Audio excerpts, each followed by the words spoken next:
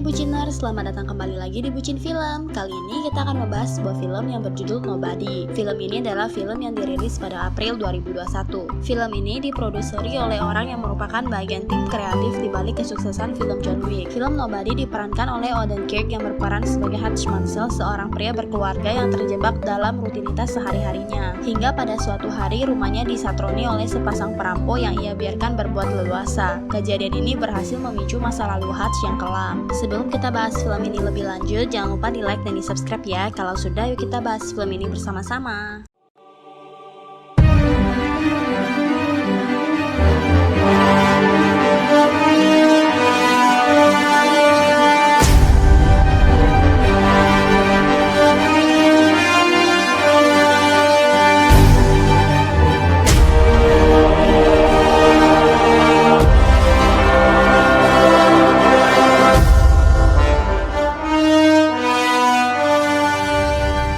Di awal film terlihat wajah seorang pria yang babak belur. Pria itu adalah Hutch. Hutch terlihat tangannya diborgol dan dia menyalakan rokok. Hutch membuka sebuah kaleng makanan kucing dan ada seekor kucing yang dia keluarkan dari bajunya. Hutch sedang diinvestigasi oleh dua orang yang ada di depannya dan menanyakan siapa dia sebenarnya. Hutch menjalani aktivitasnya seperti biasa, seperti bekerja, olahraga. Hutch terbangun pada malam hari dan mengecek kamar kedua anaknya, dan ternyata ada perampok di rumahnya. Hutch mengambil sebuah tongkat dan segera mau menelpon melaporkan apa yang terjadi, namun dia tertangkap oleh perampok itu dan menyuruhnya untuk menutup teleponnya. Perampok itu mengambil uang Hutch yang ada di meja dan arlojinya. Saat perampok itu mengambil arloji Hutch, terlihat ada sebuah tato pada perampok itu, dan saat perampok itu meminta cincinnya, Hutch bilang tidak. Anak putra Hutch menyerang salah satu perampok itu dan Hutch menyuruh anaknya untuk melepaskan perampok itu. Ada beberapa polisi yang sedang di rumah Hutch. Hutch bilang bahwa mereka membobol rumahnya dengan sebuah kotak pizza. Hutch yang berusaha untuk kembali tidur namun tidak bisa, dan ia ke ruang tamu dan berbaring, kemudian didatangi anak perempuannya. Anaknya bilang bahwa mereka membutuhkan sebuah anak kucing. Hutch bangun dan ketinggalan truk sampah seperti biasanya. Dia berbincang dengan tetangganya yang baru saja mendapat mobil baru. Teman Hutch yang bernama Charlie mendapat telepon dari putranya yang menceritakan apa yang terjadi. Charlie menanyakan kepada Hutch